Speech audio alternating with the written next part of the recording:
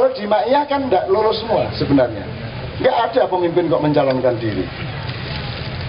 Kalau pakai sistem tadi, apa namanya, panitia negara dan KPU tadi kan nggak ada yang mencalonkan diri. Rakyat yang langsung menyebut namanya. Pokoknya saya mau gubernurnya Iwan Fals, sudah Iwan Fals. Iwan Falsnya sendiri tidak mencalonkan diri, karena gubernur pemimpin yang baik adalah pemimpin yang tidak pernah mencalonkan diri. Jadi nanti kalau dia dicalonkan oleh rakyat, terus diundang oleh televisi, terus ditanya sama, ini macet, bagaimana jalan keluarnya? Loh, kalau tidak percaya nggak usah milih saya.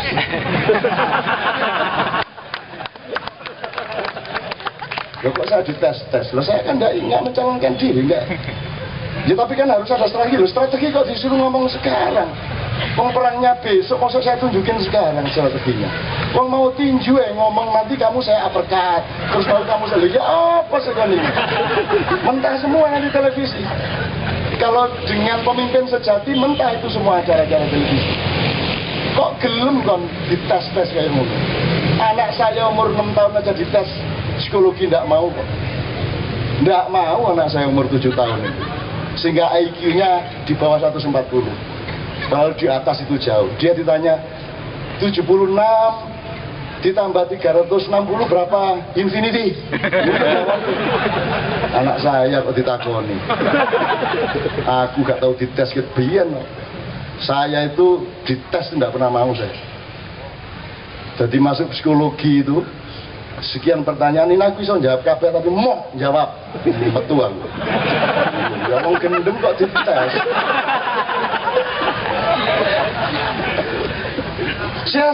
Jazz kok dites sonisasinya, ya toh? Jazz kok digambar-gambar, ya susah banget. Setelah digambar besoknya mainnya nggak gitu kok, ya kan ya? Bener. Lah ini dunia ini harus kenal jazz, Indonesia harus kenal jazz untuk melakukan perubahan-perubahan di jazz. Kalau yang ada sekarang kan ala nek orang dangdut campur sari, pengen udah loro kuwi. Na itu contoh lagu-lagu para bupati. Itu lagu kemana-mana Kiai Kanjeng mesti dimulai lagu itu. Dan kita tidak pernah bisa. Terus pokoknya jerang-jerang iso-iso bapak bupati bisa nyanyi kono. Iso nyanyi ikut kok. Oke teman-teman sekalian, ini saya tambahkan supaya orang Ma'iyah tidak ikut euforia, tidak ikut klenik. Pilihlah siapapun pada putaran kedua dengan pengetahuan, kesadaran, dan keadilan.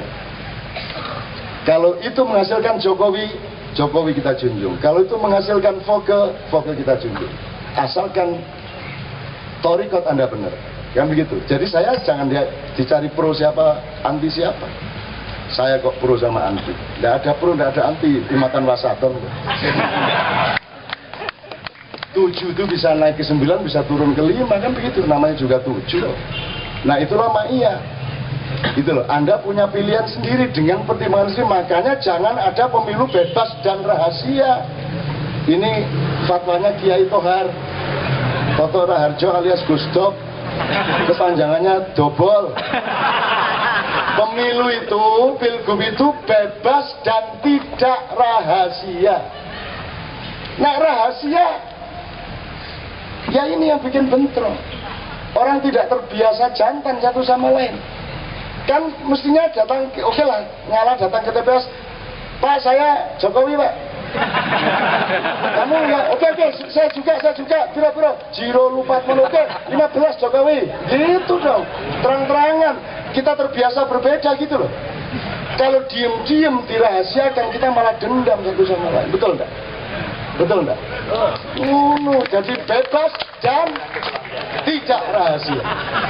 Wong bebas kok rahasia, ini gak bebas jenenge. Bebas kok rahasia ini. Mas, coba masukin otakmu. Bebas kok rahasia, ya apa? Bebas itu ya bebas, tidak rahasia. Kalau rahasia itu namanya nggak bebas, ini gendeng bayar. Betul nggak, Mas? Jadi coba lihat, pikiran paling dasar dari demokrasi kita itu tidak bisa masuk akal. Bebas kok rahasia. Kalau rahasia itu tidak bebas. Iya iki. Itu kan stres kita jadinya. Atau ketawa gitu. rahasia gitu. PT kan jegok. Ya nanti terserah mau stres apa mau ketawa kan gitu. Oke teman-teman sekalian, sebelum Mbah Jiwo Tejo, sebelum Pak Nur Somad, Canis saya mohon dulu, saya mohon antum bersabar. Canis, hip, sakarep sampean. Ini imigran dari termasuk umatan Wasaton tadi saya ceritai tadi, Tafat belum, Ustaz Nur Somad belum dengar. Saya sudah kasih umatan Wasaton, manusia yang paling ganteng dan paling cantik itu manusia Indonesia, begitulah Allah menciptakan. Karena kalau orang bule barat terlalu putih kulitnya, kalau orang negro terlalu hitam. Yang umatan Wasaton adalah orang Indonesia, kan begitu. Demikian juga orang Arab, orang Barat terlalu panjang hidungnya. Hidung kok segitu?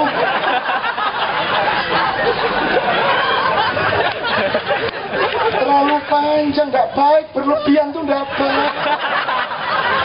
200.000 hidung kok segitu, hidung itu ya sedang, nggak pesek, nggak panjang, sedang. Maka Indonesia itu adalah takdir Allah bahwa manusia yang terindah, terganteng, tercantik adalah manusia Indonesia. Itulah sebabnya orang Yaman imigrasi ke sini.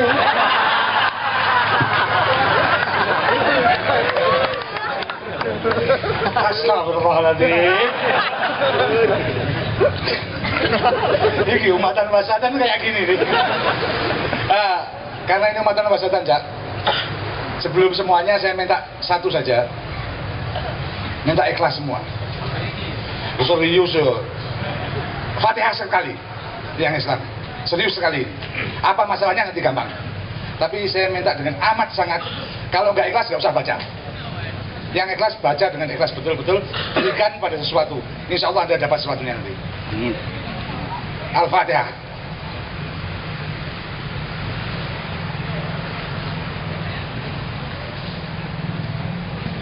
Ya, udah itu dianggap selesai. Besok dulu apa-apa. Wasatan kok.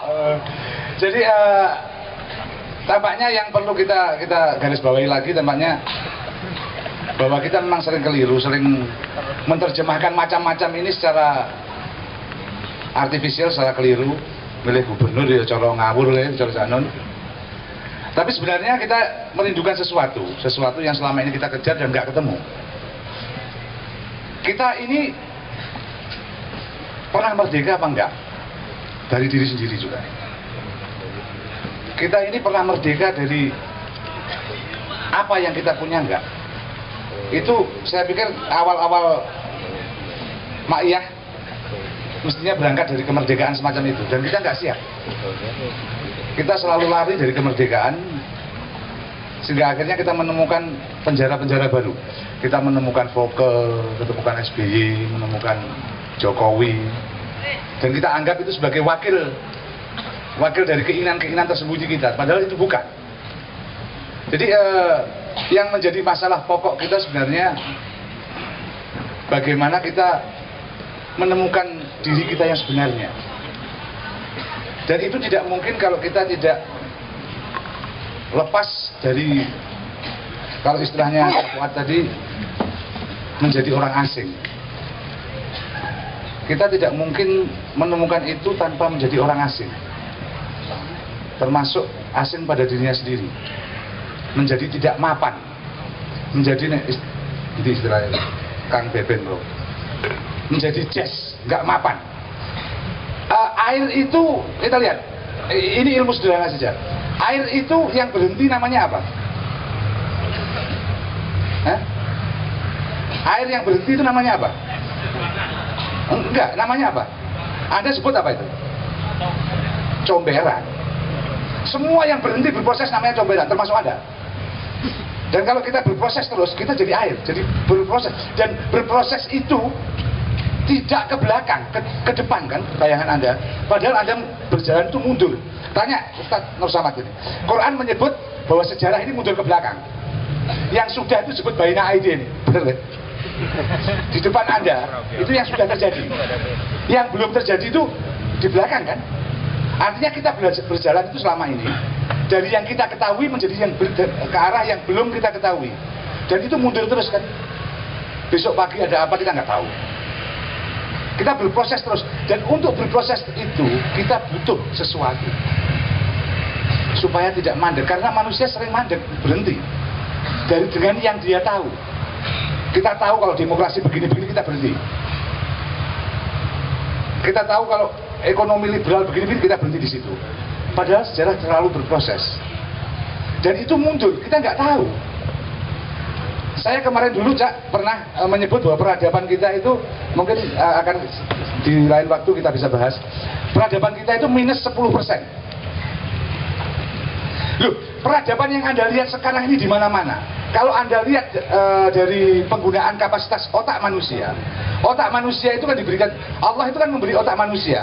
Pasti untuk kapasitas yang dipakai kan? Iya nggak? Kalau Anda beli mobil kapasitasnya 1000 km per jam misalnya ya, kalau Anda cuma pakai 2 km per jam, itu namanya mubazir nggak? Otak manusia ini menurut ahli-ahli sendiri mengatakan digunakan bahkan oleh para Hawking pun itu minus 10%, belum sampai 10% kapasitas yang diberikan Allah pada manusia. Apalagi orang Indonesia katanya malah kurang dari 1%. Apa itu berarti ya? Jadi ngapain di Jakarta Anda beli Mercy yang Jaguar yang ngapain, mau jalannya cuma 5 km kan nggak ada gunanya kan itu? Iya nggak? Nah, kira-kira Allah itu memberi otak kepada Anda, otak ini nggak usah akal, otak ini mubazir atau enggak? Artinya peradaban ini gagal memanfaatkan apa yang diberikan Allah selama sekian ribu tahun, hanya menghasilkan penggunaan 10% kurang. Artinya apa? Mestinya kita menciptakan alternatif baru di mana kapasitas otak manusia minimal ke arah 70%. Sehingga mampu bergerak. Selama ini kan kalau kita diajar cuma cari hitung, baca, tulis, hitung. Itu yang membuat entah itu ESQ atau EQ, kiri, kanan, tengah, dan lain sebagainya. Ternyata apapun yang dilakukan lewat simulasi-simulasi itu hanya bisa mengembangkan otak manusia di bawah 10%. Artinya semua sistem peradaban ini salah. Karena manusia tidak bisa berkembang maksimal. Itu yang harusnya kita kembangkan. Kalau kita mau mendirikan Indonesia, harusnya kita dirikan Indonesia itu untuk 100 tahun ke depan dengan peradaban baru yang lebih mengembangkan manusia. Iya nggak? Ya. Dan kita nggak berani. Billahi taufiq wal hidayah. Wassalamualaikum warahmatullahi wabarakatuh. Masih di. Terima kasih Anis. Ini dia berapi-api dari Pati. Dia punya banyak peta masalah di sana, dan saya nanti tanggal 16 kita mayan di tempatnya Mas Anis. Beliau ini teman lama saya, dan saya sama dia sudah begitu dekatnya sehingga cara bermesraannya adalah dengan saling menghina satu sama lain. Dan tidak ada yang lebih mulia daripada penghinaan satu sama lain, karena penghinaan yang diikhlaskan itu menunjukkan tingkat keikhlasan dan cinta yang berada di puncaknya. Bahwa aku jangan ngapusi ya. Gitu. Kita nanti Ustadz Nur Somad saya mohon untuk merangkum dan mensublimasi seluruhnya tadi.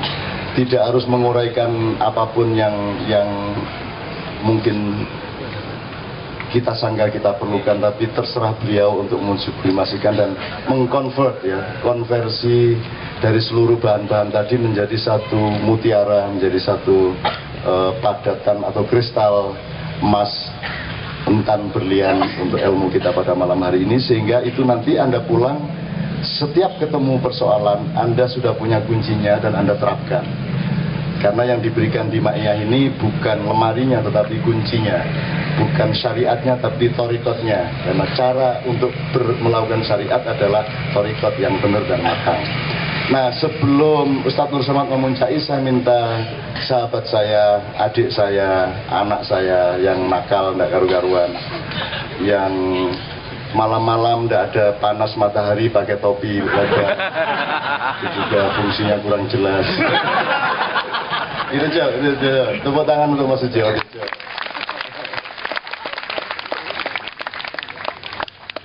Monggo langsung.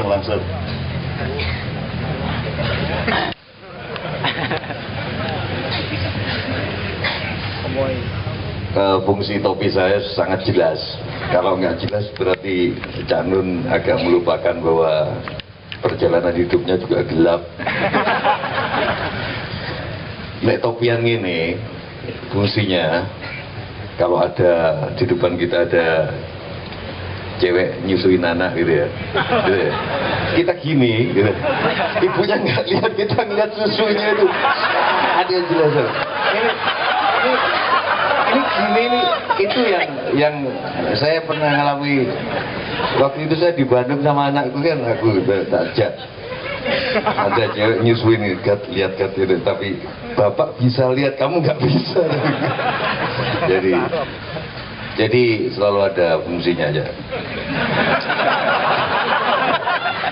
Ada seorang wali kota di sebuah kota di Jawa Timur, ketoknya dulure Tejo. Jadi dia itu sangat cinta kepada anak-anak, tapi ternyata tujuannya adalah ibunya.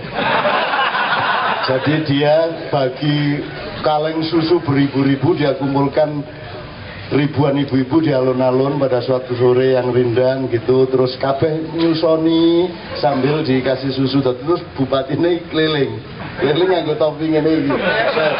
Terus delok kabeh nyusoni warga, terus ngomong nang Cak, susu ku macem-macem.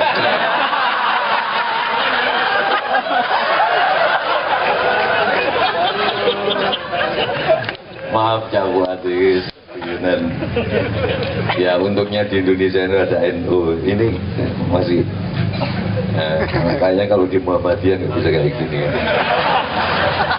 Tapi kalau nggak salah besok itu ada mengenang Cak Muslim Abdurrahman kan, kalau saya nggak ada kerjaan pasti datang, karena Muslim Abdurrahman itu menarik fenomena bagi saya, orang Muhammadiyah yang sangat NU. Itu ya, saya tadi pas kebetulan lewat, jadi bukan sengaja saya datang ke sini supaya Cak Anun nggak GR. Jadi aku tidak pentas sama Mbak, terus maaf saya udah janji tadi mau datang, karena saya selalu merasa pikiranku nggak pernah kalah sama Cak Nun, tapi begitu setiap kali mendengar selalu kalah. Kalahnya tadi saya pikir iya pemilu bebas rahasia apa ya kan? Itu saya kalah. Saya sepikiran sama Cak Nun, namanya pemimpin itu dijongkrak-jongkrak mestinya gitu loh, didorong-dorong. Kayak kalau mau memimpin RT RW itu kan sampai kita sembunyi-sembunyi keluar kota kan, mau ke puncak alasan ini karena didorong-dorong, bapak ketua RT, ketua RW. Nah kalau pemimpin mencalonkan diri ya bukan pemimpin gitu. Jadi saya semakom lah sama Cak Nun. Nah, tapi ternyata ada lagi setiap lalu ada, oh iya ya nek bebas kok rasanya jancuk ya. Bebas bener juga gitu loh, bener juga gitu loh. Jadi fungsinya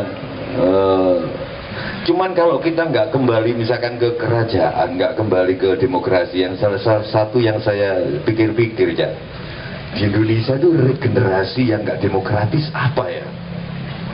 Itu pikiranku. Nggak tahu ini lebih naik ngerti makomnya ini gitu.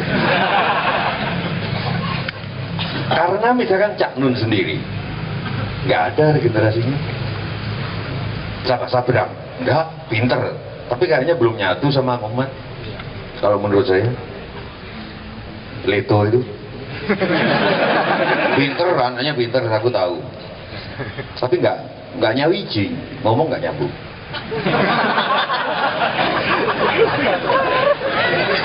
Sopo coba? HB9, sopo? Gus Dur, sopo? Ini serius, serius. Saya nggak setuju demokrasi, karena saya nggak percaya pada benernya orang banyak. 1 tambah 1 itu mas harus ditanya benernya orang banyak. Berapa 1 tambah 1? Enggak. Bumi itu datar atau bulat nggak ditanya sebab sidang jamaah, enggak. Cuma 1-2 orang yang punya pikiran di situ. Menurut saya loh. Makanya saya sedang mencari apa bentuk apa, katanya kalau di Islam yang penting amanah, atau mungkin kalau di dalam pikiran saya sistem kerajaan yang apa gitu. Tapi kalau kerajaan kok Cak Nun sendiri gak belum melihat keturunannya, kenapa? Padahal bendino kelonan kalau Novi kelonan ya.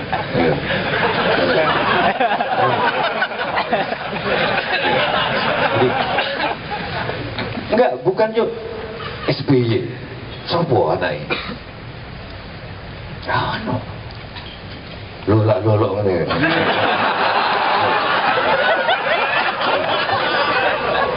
Enggak, ini serius. Kalau kita mau kembali ke berarti kan gen, masalah gen. Lihat keturunan orang-orang itu. Siapa anaknya Cak Nurholis? Bukan, mungkin saya salah Cak Fuad ya. Tapi sopo kaono gitu. Artinya pemimpin apa harus dari metode pemilihan itu? Tolong nanti dikoreksi Janun, karena saya sedang mentujukan kesembilanan saya ini. Mbah Tejo ya, tepuk tangan semuanya. Sebelum Mas Beben siap kembali, Pak Nur Somad nanti saya kira akan ikut menjawab ya. Jadi ketakutan Mas Tejo mengenai regenerasi itu. Jadi ada 2 hal saya ikut mengelaborasi. Yang pertama, untuk mendapatkan pemimpin yang baik itu kan proses kesekian dari kebenaran. Sebelum mendapat pemimpin yang baik, apa dia raja apa presiden terserah, itu kan ada memilih yang benar dulu. Mungkin kita baru akan mencoba mengusahakan memilih secara benar, dengan pengetahuan yang benar, dengan cara yang benar, dengan dignity yang benar. Artinya pemimpin yang punya harga diri adalah pemimpin yang tidak tega mencalon-calonkan diri. Kira-kira gitu ya, Jaya. Kalau kepemimpinan dalam sholat itu kan jelas, tidak ada imam menawarkan diri untuk jadi imam. Yang ada adalah ada kesepakatan alamiah dari makmum untuk mengimamkan seseorang, dan dia didorong-dorong ke depan betul untuk jadi imam. Dan biasanya imam menunjukkan keberatannya, kemudian dia mau tidak mau harus menjadi imam karena itu akhirnya menjadi kewajiban. Itu kan satu contoh kecil dari cara memilih yang benar. Tapi kita terlanjur meloncat, tiba-tiba merdeka, tiba-tiba jadi orang umum, semua bikin negara, kita juga bikin negara, semua republik, kita bikin republik. Kita tidak berpikir dulu. Makanya di sini saya sebut mestinya kan ada 5 pilar gitu ya. Coba Anda pelajari nanti di rumah. Yang saya maksud Indonesia itu kan macam-macam. Ada Indonesia yang apapun kenyataan Indonesia fisik ini, Anda harus punya Indonesia sendiri di dalam dirimu. Anda harus membangun Indonesiamu sendiri dengan terapan-terapan pribadimu, keluargamu, atau mungkin lingkungan masyarakatmu. Kamu menerapkan Indonesia. Ini buku sebenarnya, ini tulisan sebenarnya untuk memberi pengantar buku saya 30 tahun yang lalu, tahun 82, yang berjudul Indonesia Bagian dari Desa Saya. Itu akan diterbitkan kembali oleh Kompas. Jadi ini sebenarnya untuk pengantar aja. Buku saya rela, judulnya Indonesia adalah bagian paling penting dari desa saya. Ya, betul. Indonesia bagian penting dari desa saya. Ya, bagian penting dari desa saya. Ya. Iya, Gus. Mori-mori tak bagus. Gini. Maksud saya, kita belum berubah kok, Jom. Mungkin lebih parah daripada 30 tahun yang lalu. Jadi buku itu relevan sekarang gitu loh. Nah, ini sebelum Anda bisa mewujudkan Indonesia nasional kolektif seperti yang ada dalam pikiran dan hati Anda, kan Anda boleh dong menerapkannya di dalam hidup Anda. Bahwa orang Indonesia, bahwa pemimpin harus jujur, ya Anda jujur. Bahwa Indonesia harus adil, Anda harus adil. Indonesia harus manajemennya benar, Anda manajemennya benar. Artinya Anda membangun Indonesiamu sendiri di dalam hidup bukan bisa. Dan ini skalanya bermacam-macam. Ada Indonesia substansial, ada Indonesia teritorial, ada Indonesia filosofis, ada Indonesia macam-macam. Itu yang saya maksudkan. Nah kita kan nggak bisa dong nunggu proses zaman yang begitu panjang dan ruwet. Kita harus membangun Indonesia kita sendiri, mendirikan Indonesia kita sendiri, karena kita tidak mengakui aslinya secara rasional bahwa ini Indonesia yang kita maksudkan. Ini Indonesia yang dulu dimaksudkan oleh para perintis kemerdekaan. Karena tergesa-gesa, kalau di sini misalnya saya sebut pilarnya kan ada 5, satu rakyat. Rakyat punya anak 4, yang satu tentara rakyat, yang kedua kaum intelektual, cendekiawan, pujangga, dan seterusnya. Nomor 3, apa betul ya? 1 rakyat, 2 tentara rakyat, 3, nomor 3 para cendekiawan, pujangga, pokoknya wong sing mikir-mikir gitu ya. Anak-anak sekolah dan seterusnya, yang kemudian menyusun undang-undang yang segala macam itulah, yang menjadi pelaksana, yang menjadi eksekutif. Terus nomor 4 dan 5 ini tidak pernah diperhatikan dan hanya selalu menjadi pelengkap penderita, yaitu kekuatan adat dan kebudayaan. Ini sangat dinamis dan kreatif sebenarnya, dan ini tidak pernah dianggap sebagai subjek utama dari nasionalisme kita. Nomor 4, agama dan kekuatan-kekuatan spiritual. Ini juga harus menjadi pilar yang tidak kalah pentingnya dari pilar-pilar yang lain. Anda tahu, zaman Orde Baru pemimpinnya adalah pilar kedua, sekarang pemimpinnya adalah pilar yang ketiga. Dan setiap ada pilar yang memimpin Indonesia, mereka selalu menomor 2, nomor 3 kan pilar-pilar yang lain. Nah, Indonesia yang kita bangun dalam maknya adalah Indonesia yang memiliki kesadaran komprehensif, di mana semua 5 pilar itu kita bangun benar-benar. Anda tahu di maknya ini intelektual ya, spiritual ya, ketentaraan ya. Bahkan kita berani tanding sama Kopassus untuk duduk seperti ini sampai jam 3. Dan saya mau kasih maknya gratis dan grup 2 di Kandang Menjangan Solo untuk maknyaan, tapi mereka paling pol jam 11. Tapi ini Kopassus ini ya lepas dari memang tidak punya kerjaan itu masalah kedua gitu ya. Tapi kan Anda kuat, teman-teman sekalian, saya dinasihati oleh beberapa orang, kalau mendidik anakmu nomor 1 adalah motoriknya. Jadi terampil apa saja, punya kepekaan, punya keprigelan, punya keterampilan. Nomor 2, disiplin, mampu membatasi diri. Jadi puncak kemerdekaan adalah pengetahuan dan kesadaran mengenai batas. Jadi jangan mendewakan kemerdekaan, karena kemerdekaan akan membunuh Anda. Kemerdekaan adalah untuk menentukan batasmu. Kamu merdeka lihat cewek beribu-ribu di Senayan City, tapi kamu harus ambil 1 untuk jadi istrimu. Dan itu radikal. Ojo koyok tejo, wong. Nah, aku kan kebiasaan disiplin. Jariku dewe ya saya. Itu loh, itu teman sekalian. Nah, menurut saya Mas Tejo, saya sangat setuju mengenai apa yang pernah ditemukan oleh bangsa kita. Dan kita ini kan bikin negara tidak merupakan kontinuitas dari apa yang pernah kita punya. Kita loncat begitu saja. Karo Novia ya, tak kandani ya. Setiap hampir banyak perempuan di Jakarta begitu tak jak ngomong soal bagaimana Cak Nun, matanya berkaca-kaca. Yes, karena kok nggak bisa jadi istrinya kan?